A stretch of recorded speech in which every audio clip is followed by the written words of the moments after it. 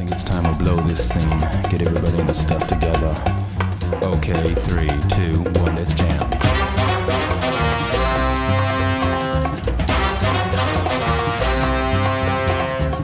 Bonjour à tous et bienvenue pour cette nouvelle émission de Fenêtre sur Diorama. Vous connaissez le principe maintenant, on retrouvera les rubriques habituelles, à savoir le diorameur du mois. On enchaînera également avec un petit point sur les conventions et donc je ferai un point bibliothèque, ça a pas mal plu le mois dernier. On continuera avec le diorama du mois, on enchaîne avec l'astuce, puis on termine avec l'initiative du mois. Vous connaissez donc le principe, trêve de blabla, c'est parti! Le diorameur du mois nous emmène ce coup-ci dans l'est de la France et plus particulièrement du côté de Strasbourg. Si je vous dis Nakama, je pense que certains auront compris, il s'agit de Jérôme.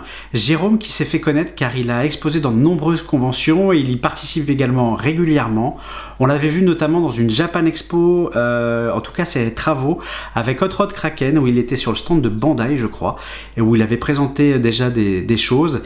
Il a fait également la page Diorama avec Ménestrel où il présente ses travaux et vous pouvez également le retrouver sur la page Stand Factory car c'est un des deux créateurs avec du Krusty Crew de cette page dont les travaux sont ici, vous pouvez le voir. Donc voilà, c'est quelqu'un qui est très présent sur les réseaux sociaux et qu'on peut facilement rencontrer. Si je voulais vous parler de Jérôme ce mois-ci, c'est également parce que c'est un spécialiste de One Piece et qu'il s'est associé au Doc et à Hit et que ces deux derniers sont en fait ils sont les diorameurs du Doc dans la création du musée One Piece. Donc dès que le Doc se déplace en convention, il y a des décors et généralement vous voyez les décors de Jérôme. Jérôme, c'est quelqu'un qui sort un peu des sentiers battus parce qu'il a fait assez peu de licences en termes d'approche, essentiellement du One Piece, je dirais à 99,9%. Il a fait également un petit Dragon Ball, mais donc voilà, c'est quelqu'un dont on peut voir l'évolution du style à travers ses réalisations. Et surtout, il va travailler énormément sur le format SD. SD pour Super Deformed. Donc vous savez, c'est tout ce côté un petit peu caricatural, grosse tête sur un corps, avec des figurines qui sont pas forcément à l'échelle, ou en tout cas dans ces dessins-là, c'est exactement la même chose. Les amoureux du collège foufoufou savent très bien de quoi je veux parler. Et donc, il présente ces dioramas avec des figurines comme les WCF qui ont des échelles un peu atypiques et donc qui demandent un travail spécifique en termes de décor parce que ça sort du carcan habituel, par exemple Senseiya, etc., où c'est avec une architecture assez marquée quand même, donc avec des proportions assez importantes. Lui, avec ces figurines-là, peut proposer des choses avec des effets différents. On pense notamment à la cérémonie de la coupe de saké. Ceux qui connaissent One Piece voient très bien de quelle scène je veux parler. Les autres, je vous invite à suivre cette excellente série. Et donc, il a fait la représentation d'un ponton, mais il l'a fait en perspective forcée. Et ça colle parfaitement avec l'esprit du manga, de l'anime, et surtout avec l'échelle de ses figurines. On se souvient également que c'est quelqu'un qui a une technique un petit peu spéciale. Je pense notamment au diorama qu'il a fait des Trois Frères, qui est un diorama que j'aime beaucoup. Le feuillage qu'il a fait, en fait, c'est du persil lyophilisé. Vous savez, celui qu'on retrouve dans les bouteilles en verre, dans les rayons de supermarché, au rayon épicerie. Et donc voilà, il l'a fait avec ça. Apparemment, ça tient dans le temps. C'est assez cocasse, mais c'est une technique, pourquoi pas. Et surtout, ça tient et ça fait plutôt un rendu sympa. Et on va continuer sur ce décor parce que c'est quelqu'un qui a intégré, comme Hit d'ailleurs, mais qui a intégré les bulles. En fait, il reproduit soit les bulles, soit certains effets comme les onomatopées et il les met dans ses séries et dans ses dioramas. Et en fait, ça représente tellement bien le manga qu'il y a vraiment un super côté. On a presque l'impression d'avoir un diorama en couleur. On peut également le voir, il a fait un diorama pour une exposition en Suisse, la fameuse cérémonie, en tout cas le moment où Shanks donne son chapeau à Luffy. Et quand on regarde le fond, les couleurs du décor, il y a un côté un petit peu couleur de manga, mais sans que ça soit extrêmement, je ne dirais pas travailler parce que ça serait ne pas lui rendre hommage ainsi qu'au travail d'Oda, mais il y a un côté un peu presque peinture naïf là-dessus, que j'aime beaucoup, qui donne un côté vraiment proche du manga et qui donne un esprit, une ambiance vraiment très intéressante.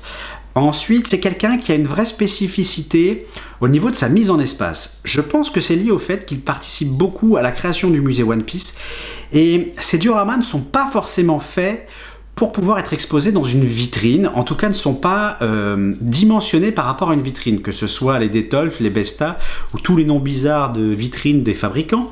Mais donc voilà, c'est quelqu'un qui sort un petit peu de cet espace-là. Et donc, il est libéré de ce carcan et va arriver avec des dimensions de décor un petit peu atypiques et surtout avec des choses en cercle, arc de cercle, des fois une sorte de croissant comme il a fait avec le Spica. Spica notamment, parlons-en, celui-ci où il y a quasiment presque un côté custom avec un Spica gigantesque, et c'est quelqu'un voilà, qui va travailler énormément de techniques, de matériaux, qui va pas se mettre des moufles comme j'aime bien le dire, et qui n'est pas limité en fait. Donc ça c'est très intéressant, on le voit également dans le diorama qu'il a fait entre Luffy en Gearfor et Doflamingo, où il y a les différentes représentations de l'attaque de Doflamingo, etc. Donc il a dû faire ça je pense avec des pattes auto-durcissantes. Et donc voilà, il utilise plein de techniques, plein de choses, et il est assez libre dans ses réalisations. C'est très intéressant, ça sort des sentiers battus, et c'est pour ça que je trouvais intéressant de présenter son travail, outre le fait que c'est un expert One Piece, dont on voit vraiment le travail, que c'est un amoureux, et donc il y a une vraie ambiance qui ressort de ses décors. La qualité de son travail se ressent parce que quand vous lisez le manga One Piece, vous éprouvez forcément des émotions. Je pense que ceux qui suivent le doc sont assez friands de voir ces analyses de chapitres et donc l'émotion qui en ressort. Et au final, Jérôme arrive à faire ressortir la même émotion que lorsqu'on a lu le manga ou pour certains quand on a vu l'anime. Et mine de rien, c'est loin d'être facile. Ça prouve toute la technique qu'il a, et notamment avec ses figurines qui sont souvent des SD. Donc voilà, moi je lui tire un très grand coup de chapeau, je suis vraiment très fan de son travail, et surtout il est accessible. Comme je vous le disais, il est souvent en convention avec le doc, et donc il peut vous parler de son travail, et vous pouvez également retrouver les stands qu'il fait dans Stand Factory. Alors certes, c'est quelque chose que vous pouvez acheter, donc ça vous permet d'avoir un décor de lui, c'est toujours sympa, mais c'est surtout que ces stands représentent plein d'éléments différents entre One Piece, et là il y a du Dragon Ball un petit peu, mais surtout, vu que c'est des univers différents, One Piece est quand même un univers très riche, ça vous montre des techniques différentes, etc. Et donc voilà, il y a vraiment des choses différentes avec le travail de Jérôme. Donc pour moi, il est très important que vous le suiviez, et voilà, c'est agréable de pouvoir retrouver souvent un diorameur. Donc bravo à lui, continuez à le suivre, j'espère qu'on le verra un peu plus sur les réseaux en nous montrant plus souvent des photos, parce que le petit cachotier fait souvent des choses en exclusivité, mais après il oublie de diffuser les photos. Donc voilà, l'erreur est un peu réparée, car je l'ai tanné pour qu'il m'envoie des photos. Donc vous les avez vues, j'espère qu'elles vous ont plu et que vous irez nombreux le rencontrer, car c'est vraiment un diorameur qui vaut le détour. Le point convention du mois sera assez court car je n'ai pas de photos à vous montrer alors qu'il y a eu des événements. Pourquoi je n'ai pas de photos? Ça va être très simple, vous allez comprendre, et c'est absolument pas une critique, au contraire. C'est juste, je voulais vous parler de la Necronomicon qui a eu lieu, je crois, à Belfort, les 3 et 4 février dernier. Là-bas, il y avait un ancien membre du forum MADS qui s'appelle Athénodoros et qui a créé un groupe Facebook qui s'appelle l'Atelier du Sanctuaire, où notamment il présente tous ses travaux. J'ai pas voulu montrer les photos de la convention parce qu'en fait c'est un groupe fermé. Je comprends parfaitement l'idée, donc plutôt que de diffuser des photos sur lesquelles il ne voulait pas que ça soit diffusé hors de son groupe, je préférais juste vous en parler, vous indiquer le lien. C'est un groupe, si vous voulez suivre ses travaux, n'hésitez pas. Sachez également, comme vous le voyez, qu'il a un site internet qui s'appelle également l'Atelier du Sanctuaire. C'est quelqu'un qui fait des dioramas, qui écrit des textes, qui fait des dessins, bref, qui partage son travail. Donc n'hésitez pas à aller le voir. Et si vous êtes dans le coin, parce que je crois pas qu'il y ait beaucoup de conventions là-bas, surtout qu'apparemment il y en a une à Besançon où il a été également, qui s'appelle l'Asia Event ou l'Asian Event, et je crois que ça s'est assez mal passé. En tout cas, c'est ce qu'il explique dans un très long texte sur son groupe, donc ça sert à rien d'aller plus loin sur cette convention. Mais bref, voilà, apparemment la Necronomicon était une super convention, il était ravi d'y aller, il a exposé quelques décors là-bas. Donc c'est un diorameur qui qui est assez actif, donc n'hésitez pas à le suivre via son groupe Facebook ou alors à le suivre sur son site internet. Il l'a mis récemment à jour. Donc voilà, c'était un petit point convention, mais je trouvais important d'en parler. Je ne préfère pas mettre donc les photos parce que c'est un groupe fermé. Ça pourra m'arriver sur d'autres groupes. Je pense que je parlerai notamment d'un groupe un jour en Italie, d'un diorameur, et qui malheureusement le groupe est fermé. C'est pour ça que je les partage pas en fait sur la page Facebook de Fenêtre sur Diorama. C'est pas du tout que j'aime pas son travail, mais vu que c'est des groupes fermés, j'hésite un peu à le faire. Donc voilà. Petit point convention, mais on va continuer le point bibliothèque. Ça a pas mal marché le mois dernier, ça a plu, donc je vais continuer. Je vais sortir des livres de ma bibliothèque et je vais vous les présenter. Ce mois-ci, on va s'attaquer à l'encyclopédie du modélisme. Alors c'est une encyclopédie qui comporte de nombreux tomes sur le monde de la maquette, et 2 spécifiquement sont liés à tout ce qui est décor et diorama. Là, je vais vous parler du tome 4 qui s'appelle Mise en scène et décor. C'est aux éditions Histoire et Collection. Attention, c'est un petit peu vieux puisque c'est sorti en 2004 et c'était au prix, que je vous dise pas de bêtises, de 35,50 €. Vous pouvez encore le trouver sur internet, mais il est très difficile de le trouver. Sur certains sites, il s'échange à près de 130 €. Oui, vous avez bien entendu. Si je vous en parle, c'est parce que on ne sait jamais, vous pouvez peut-être tomber dessus en brocante, sur eBay, à des tarifs intéressants. Ça peut arriver, en tout cas, qui ne tente rien n'a rien. Mais c'est un livre assez génial. Histoire et Collection, pour présenter un petit peu l'éditeur, c'est l'éditeur de Steelmaster, Wingmaster et surtout de cet ancien magazine qui a fait le bonheur de beaucoup de collectionneurs à l'époque, qui s'appelait 10e Planète, qui a malheureusement disparu. Et c'est une maison d'édition qui travaille notamment dans le monde de tout ce qui est maquette. Et il y a plein de choses intéressantes. Concernant cette encyclopédie, le livre est extrêmement bourré d'informations.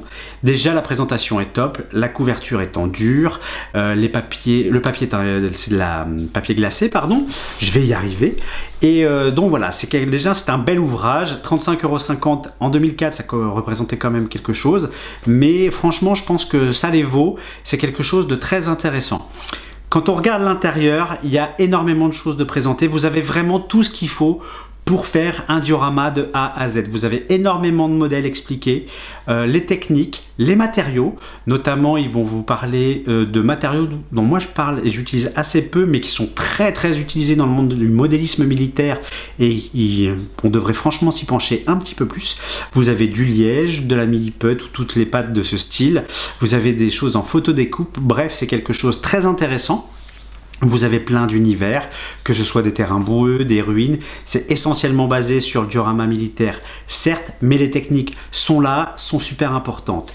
Vous avez également toute une partie sur un univers rocheux avec des dessins qui vous montrent comment le diorama a été pensé.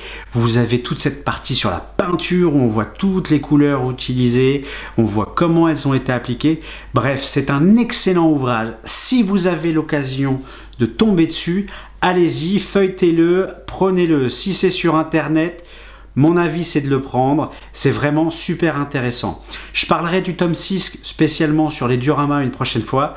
Sachez que ce tome 6 est encore disponible sur Amazon au prix de base, 35,50 €. Mais on en reparlera une prochaine fois. Donc voilà, j'espère que les photos vous ont plu et que vous trouvez ça intéressant, car c'est vraiment topissime. Le diorama du mois, direction Senseiya, un diorama qui a été vu de nombreuses fois et on peut difficilement en faire autrement que de le prendre. C'est ce diorama basé sur la partie Hadès, réalisé par Kyo. Comme toujours, une sculpture extrêmement léchée, extrêmement propre. Dans la mise en espace, une vraie belle symétrie cassée par certains endroits, histoire de donner un petit peu plus de dynamisme. Un mélange entre du moulage, du polystyrène, du dépron. Une grosse maîtrise comme toujours de la part de Kyo, avec ses fissures qui en font baver plus d'un. Maîtrise de la sculpture, maîtrise également au niveau du fond en trompe-l'œil. Donc voilà, vraiment on peut voir comment il travaille déjà, parce qu'il a partagé de nombreuses photos sur le diorama.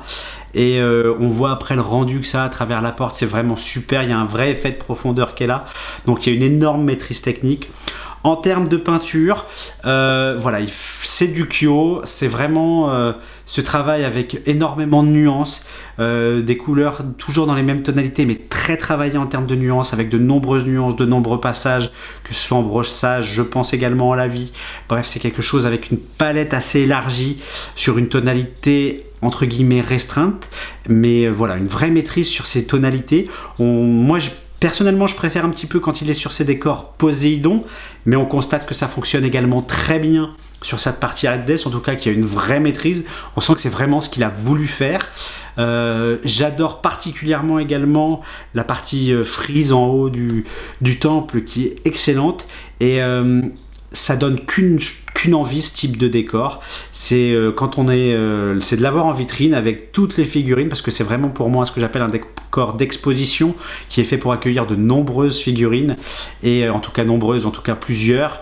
Et je pense que quand on imagine Hadès là, avec quelques juges, quelques surplis, ça doit rendre du feu de Dieu.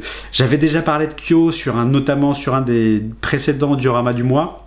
Il était évident de le nommer pour ce mois-ci. Je pense qu'il a fait décrocher la mâchoire à pas mal de personnes. C'était une commande qu'il a envoyée, je crois, en Nouvelle-Zélande. J'espère que c'est bien arrivé. Quand on sait comment ça peut se passer, je ne sais pas où en est le transport, mais j'espère que son client l'a reçu, et en tout cas, s'il ne l'a pas encore, qu'il va être ravi. En tout cas, nous, on l'est. Un super diorama. Ça donne envie de continuer de voir Kyo progresser, parce qu'il le fait à chaque décor, mais surtout travailler pour lui. J'adore quand il travaille pour lui. De toute façon, je préfère toujours quand les dioramas travaillent pour eux. Et donc voilà, un diorama Senseiya qui en a fait baver plus d'un, et c'est on ne peut plus mériter. Quel travail! Donc j'espère que vous l'avez vu, et surtout si vous ne l'avez pas vu, allez, faites-vous plaisir, regardez toutes les photos, celles du whip, et partagez-le, parce que des dioramas comme ça, on n'en voit pas tous les jours. L'astuce du mois sera pour une fois non pas une astuce de moi, mais une astuce de Hit du Krusty Krew. Ah! Et oui, il faut aussi faire les bruitages dans cette émission. Que voulez-vous? Je fais tout. Donc oui, pour une fois, je vais pas prendre une astuce que j'ai inventée, plutôt quelque chose qu'on m'a refilé de la part de Hit. Et c'était lorsque je tenais notamment le blog de Fenêtre sur Diorama. Il m'avait montré comment faire des livres. Ceux qui suivent son travail savent qu'il en avait fait notamment pour un décor One Piece, où il avait eu besoin de beaucoup de livres, et il m'avait montré sa technique pour le faire. Il avait tout d'abord récupéré sur internet, sur les moteurs de recherche adéquats, des couvertures de livres, et les avait mis à l'échelle, de façon à pouvoir les imprimer, et une fois qu'elles étaient découpées, a pris un morceau d'éperon en fonction de la taille de la couverture, et l'épaisseur du d'éperon correspondait au niveau de la tranche du livre. Ensuite, il collait ce qu'il avait découpé sur le d'éperon, découpait le d'éperon, et ça lui faisait un livre. Pour donner un petit peu plus de réalisme, il prend une brosse métallique et commence à strier le haut, la tranche et le bas de son livre pour simuler les pages. Donc voilà, c'est une astuce assez simple. Moi, j'ai une petite variante. Je procède à peu près comme Hit, sauf que c'est l'avantage d'ailleurs du travail entre diorameurs. On se file des techniques, après on l'adapte en fonction de la façon dont on préfère. Moi, personnellement, je découpe également les couvertures. Je les adapte à mon d'éperon, mais je ne les colle pas. Je vais d'abord découper le d'éperon, faire effectivement la partie avec la brosse métallique pour simuler les pages. Là, je vais juste rajouter un lavis plutôt marron, noir, sur l'ensemble du livre et surtout sur la tranche pour les pages, de façon à donner un côté usé au livre, et notamment pour montrer qu'il a été lu plein de fois, etc. C'est ce que j'ai utilisé pour mon décor Assassin's Creed, pour la bibliothèque de Masyaf.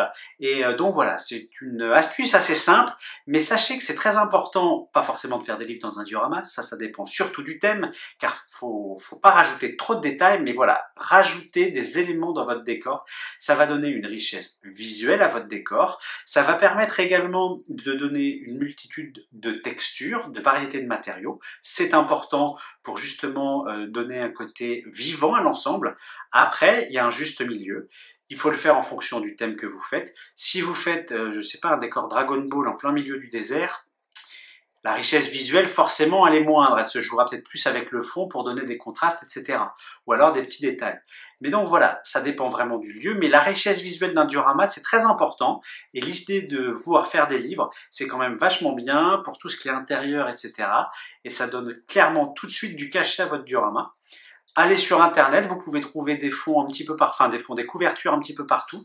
Et après, vous les adaptez, vous les imprimez directement. Et ça se passe impeccablement bien. Et vous avez donné à votre diorama un peu plus de dynamisme. Comme de coutume, on va terminer l'émission avec l'initiative du mois. Je vais refaire un petit peu ce que j'avais fait le mois dernier. Je vais parler de quelque chose qui est un petit peu à côté du diorama, mais qui est quand même très proche. En fait, c'est la page Facebook de Workshop Création. Elle est tenue par Frédéric Maufroy. Et il montre son travail et attention les yeux, ça défonce tout. Il réalise en polystyrène et en dépron plein d'éléments de la pop culture. Ça peut aller du masque du grand pop dans Senseiya, au Faucon Millenium ou à d'autres vaisseaux dans Star Wars. Et il peut également faire une cathédrale. Ou alors il peut s'attaquer à carrément les droïdes, les de type R2, etc. dans Star Wars. Et voilà, il a fait également le vaisseau de Ulysse 31, il a fait celui de Cosmos 1999, il a fait également celui de Capitaine Flamme. Bref, il y a une variété dans ses créations qui est impressionnante. Et outre le fait que ça soit superbement bien réalisé, ce qui est très intéressant, c'est qu'il montre vraiment son travail étape par étape. Et ce que j'aime beaucoup, c'est de voir la qualité de découpe qu'il a du polystyrène et du dépron et les formes qu'il arrive à avoir. C'est tout simplement bluffant. Personnellement, j'adorerais avoir 1/10 de son niveau, mais ça, là n'est pas le problème. Il a un vrai travail magnifique là-dessus, qui permet de montrer que le polystyrène n'est pas simplement quelque chose de si figé que ça. On peut faire des courbes, des angles avec le polystyrène. Et voilà, c'est vraiment très très intéressant. Regardez bien son taf, suivez-le. C'est une page Facebook qui, à chaque fois qu'on le voit, est vraiment très rafraîchissante pour tout fan de pop culture. Ça donne il y a un vrai côté sympa. J'avoue que quand on voit ces droïdes R2 les uns à côté des autres, ça reste juste un gros kiff. Et puis pareil pour ces vaisseaux Star Wars, personnellement je suis un gros fan. Donc n'hésitez pas à suivre cette page, il y a vraiment du très bon pour les yeux et surtout je pense qu'on peut apprendre beaucoup. Ça y est, c'est la fin de l'émission. J'espère qu'elle vous aura plu et que vous aurez découvert plein de diorameurs qui vous intéressent, que vous ne connaissiez pas forcément et que vous partagerez en tout cas leur travail et que vous suivrez tout ça. Au niveau de l'émission du mois prochain, elle arrivera un petit peu plus tard que d'habitude. Je pense qu'elle sera disponible à peine fin mars. Tout simplement parce que il y a une convention qui va se dérouler du côté de Bruxelles les 16, 17 et 18 mars, la fameuse Medinasia, et je crois savoir que les amis de ma déesse ont prévu un projet très important avec Nathan Seyaman et ils ont su aiguiser ma curiosité, donc j'irai faire un tour là-bas. Donc c'est très important pour moi d'y aller, donc j'espère pouvoir y aller, vous mettre des photos en ligne dès le samedi soir, sachant que je serai là-bas du samedi au dimanche, faire les photos, les mettre en ligne le samedi soir et surtout voilà, dans la prochaine émission, j'aimerais faire un retour en point convention directement sur la Medinasia, sachant qu'en plus en avril il y aura une autre convention du côté de Lyon où il y a une team de diorameurs qui va aller faire un tour là-bas et je crois qu'ils auront même un guest et vu ce qui est en train de se préparer, je voudrais également y aller à Lyon, donc en avril, pour pouvoir faire aussi un point là-bas et faire ça après dans le point convention du mois d'avril. Donc bref, avec tout ce qui arrive en ce moment, il est possible que les vidéos arrivent un peu plus tard, tout simplement parce que je veux être au plus près de l'actualité du diorama. Donc voilà. Vous connaissez l'adage, vous coupez pas les doigts, c'est super pratique pour faire du diorama. Salut!